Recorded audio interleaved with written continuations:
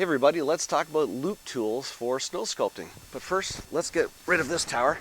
I'll get rid of it, and I'll go down and get a new tower from my bank here. Oh, I made these last night. They've been sintering all night, and they're beautiful shape. They're such gorgeous. These are 7-gallon pails. Very hard to come by, but you can see that it would be a great starting point. Okay, I've got 3 loop tools. About $10 purchase these for. We've got quite the wide arc, sharp corner, and then a more tight aspect there. Let's see how they work. You might kind of guess. These are pretty tough. They've got a slightly notched edge, which I'll use, and then a more smooth edge. So, as you might guess, here we go. Beautiful. Just chopping away there. Trying to get the sun on that so you can see the effect. The snow is flying. Man, you can just tell that this snow is just gorgeous. So maybe you're making an eye socket like this, and you'll put an eye in this area here. Don't forget to take off this part of the eye. And here, maybe come down for a nose underneath the eye there. And create a bit of a nose.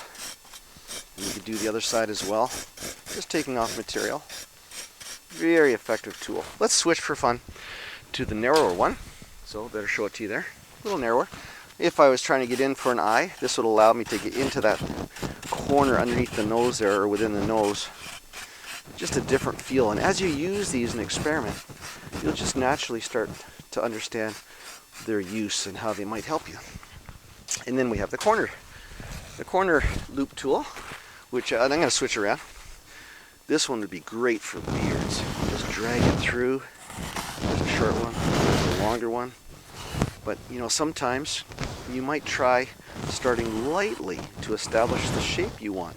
Let's say we're doing a beard, and then come at it again. If you take a little bit out each time, I think you're going to have more control. Now, this is all just from my experience using these tools, but you know, you experiment too and decide, how am I going to make the best use of that tool?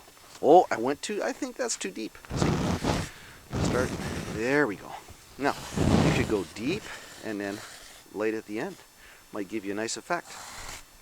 Short one, long one, short.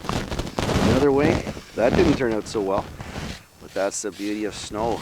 Ultimately, you've got more blocks. I made about 7 of these blocks last night. It took me just over 10 minutes, and I used my hands just to push them all in.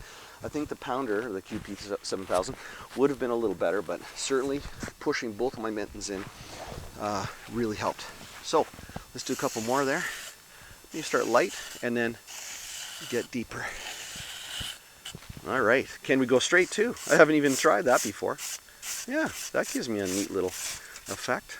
If I wanted to dig out a channel, that is kind of cool. And that's the great thing about snow sculpting. How much does this gigantic medium cost me to create? Basically nothing.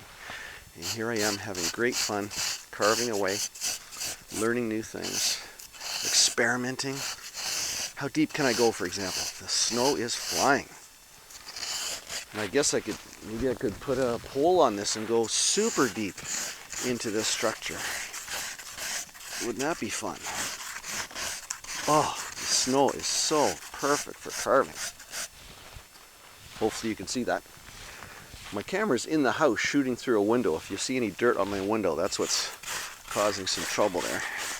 But that way my batteries don't freeze. It's a recent trick I just thought up, and this is my first run of videos using that technique. Could you use a tool like this in this situation? Who knows? Maybe your mind's racing on what you could do with these tools. All right, see you next time for more tool coverage.